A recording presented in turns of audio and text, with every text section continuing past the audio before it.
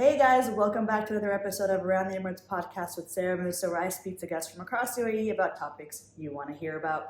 Today I am joined by special guest Charlene Nawar. Hi Charlene. Hi Sarah. So nice to have you on the show. So Charlene is founder of Unwrapped, an organization which supports companies on their sustainability journey. Sounds like fun. Please tell me your story and what got you into the sustainability space. Thank you, Sarah. So going back, my story is quite long, but I'll give you the short version of it.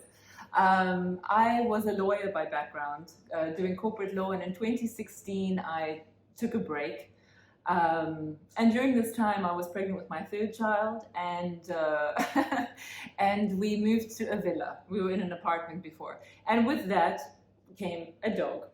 And my journey really revolves around getting a dog in the first place. So with adopting a dog, we got a trainer, and the dog developed a serious allergy all along its stomach and the inside of its legs, which was pretty nasty. And we didn't know what to do. So the trainer suggested to us that we do all the allergy tests and we remove certain things from his diet, but just nothing worked. And we ended up kind of being all out of options. We had paid a lot of money, and the trainer said to us, and he was kind of an old school thinker, and he suggested, look, why don't you just remove all the chemicals from your floor, because wherever the dog is lying, it looks like the rash is something related to the floor. So remove the chemicals, just try for like a few months, 3 months, washing your floors with like hot water. And I looked at him and I was like, no, that's not going to happen. I'm so sorry, but like no one's going to come visit me. It's not possible. The house is not going to be clean. Anyway, being all out of options, I just said to my husband, let's give it a try. And we did this, and after around 3 months, I would say, the allergies were almost clear, almost gone, completely disappeared. So then I said like, wow, I mean, it really got me thinking, because I was detergent addict, I guess you could say, going to the supermarket, seeing all the lovely bottles coded, bathroom, stainless steel, kitchen. It's like, and you had to have one of everything. And the more product you apply, the stronger the smell, the cleaner your house, right? So this really got me thinking, okay, so if this is what it did to the dog, what is it going to do to my kids? And at this point, I had 3 kids below 4. And, between this age, they're on the floor. And when they're not on the floor, their hands are in their mouth and who knows where. And this is really how my journey started. I started looking into the chemicals and safer alternatives. And then when you start looking into chemicals, you discover plastic. And then when you discover plastic, you discover how unsustainable I was. And so that's really where my journey started. And I wanted to do something more. So I quit law and started my own company. I see. Thank you for handing the microphone back to me. she knows how this works, guys. I love it. She's like teaching me how to do it. I love it. So thank you so much for talking about your kind of what brought sustainability to mind for you to begin with. Now, going specifically to your company, Unwrapped, what inspired you to start this company, and what would you say was your biggest challenge in starting it? Thank you. I started the company because it was my way of, I was thinking, how can I raise awareness? Initially, awareness started with the individuals and going to schools thinking, well, as a mom, now that I've learned this, if I go and speak to like-minded people, maybe this will have a big impact. Mm-hmm. But soon after, I realized that people were just not ready to accept this kind of information. There was not enough, things were not like, there were no extreme weather events like there are now. So people were kind of just thinking, why would you go through all this extra effort and for what, And I get it as well. We were all busy, and I was in the fortunate position of not working at that time. And so then I said, okay, you know what, maybe if I work with companies, I will be able to have a bigger impact because they have a much bigger audience. So then I furthered my studies, obviously. I discovered B Corp certification, and this is how the company's sustainability consultancy part of it started.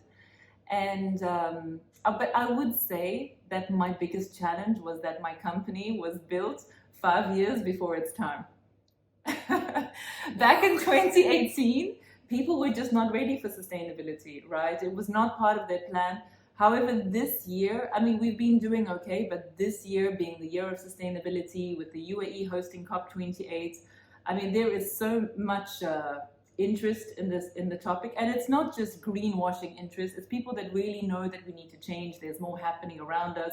Like, climate change is happening. People are all going away for the summer and saying, oh my gosh, look at these extreme weather events, from fires to floods, and saying, okay, we have to change. And maybe regulation is not there yet, but people are seeing that in order to get ahead of the game, to get ahead of their competitors and stuff, that they are going to have to make some changes. I see. Okay, fair enough. There's a lot that you've said there that is super relevant for our audiences, especially with the lead up to COP28. I mean, obviously the UAE has been trying for years to be sustainable, but it has not been something that people have proactively taken action on up until kind of recently. And in terms of kind of your company and the actual work that they do with organizations, like what would you say is like the main takeaway that you'd want listeners to know about your company and what they really do to help other companies? I think that we try to help companies define their impact and their purpose, because sustainability is such a big and broad term. Yeah. It's more than just plastic. Everyone thinks it's just related to the environment and just plastic, but it's so much more than that. It's there's so many stakeholders involved, and people play a very important part of that. So what we are doing is kind of involving all the stakeholders, but helping companies to define what is that sustainability goal that they want to align with. Maybe it's, I don't know, if they're a company that deals with water or something, maybe they want to look at oceans. How do we define this goal? How do we reach this goal? How do we help them? Maybe they partner in CSR activities that are related to the ocean, to beach cleanups and these kind of things, but obviously changing the whole business model to align with these goals so that they can achieve their purpose.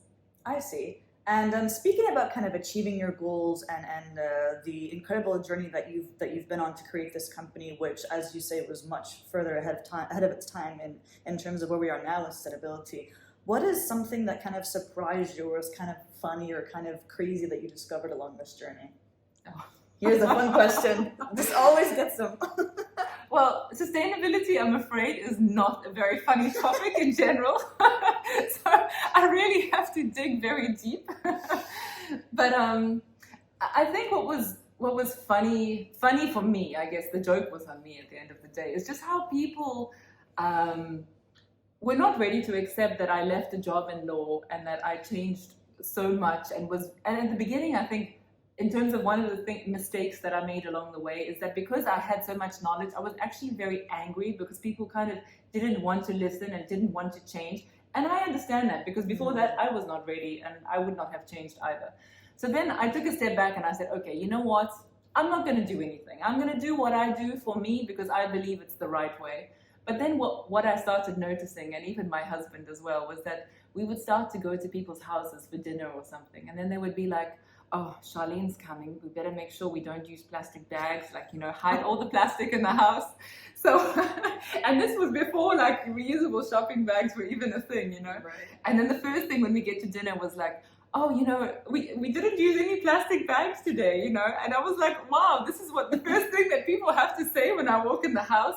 Or, for example, and I'm not vegetarian and I'm not vegan, but we obviously eat very differently to how we did before. But, there would be more vegetarian options on the table. And I never ever said that I was vegetarian, but they just kind of think, okay, well, maybe this is the right thing to do, So people just started leading their own way and kind of figuring out what is the right thing. So it was funny because, instead of being angry, people just started taking action. It was funny for me because it was like, I never said anything, but clearly you feel very guilty and your conscience is very heavy when I come for dinner at your house. No, I love that. I think that's beautiful that you didn't have to preach it. The fact that people respected you to not necessarily wait for you to tell them to do something, but from themselves they thought that that I'm inspired to try doing something. But kind of funny how they see your name and like, ah, crap, where's all the single-use plastics? Had it all. But that is quite funny. But I do want to. I probably should have said this earlier in the episode, but I do really respect the fact that you literally left your law degree or your previous employment to do something that is awesome for the planet. And I think I can speak for all of the listeners and the viewers here when I said that we can all definitely be doing much more. So on behalf of planet Earth, thank you for this. My final question for you today, Charlene, is if you're speaking directly to our audience, what word of advice or kind of message of inspiration do you have for them today? Okay, I think, and this might sound super cliche because everyone says it about, by every small action counts, and every, small action can lead to a ripple, and a ripple can lead to a wave, and a wave can lead to a tsunami. You know where I'm going with this. But I think that my advice would be to try to make one small change. And the reason is, and I think it's not always explained this way, is because we all find ourselves standing in a triangle of inaction. We as individuals point to the companies for not offering us better products. We point to the governments for not giving us regulations that help us to make the change. And the companies say, well, the government doesn't care, they don't make regulations. And they're saying to the individuals, well, you keep buying my products, Yeah. So, and instead of anyone making any change, we're all just pointing fingers at someone else and doing nothing about it. So I think when I say make one small change, I say step out of this triangle of inaction and just start by literally making one small change. That's my word of advice. Okay, I've officially lost any kind of words that I can use at this moment. Like, she has spoken such wise truths in such a short amount of time.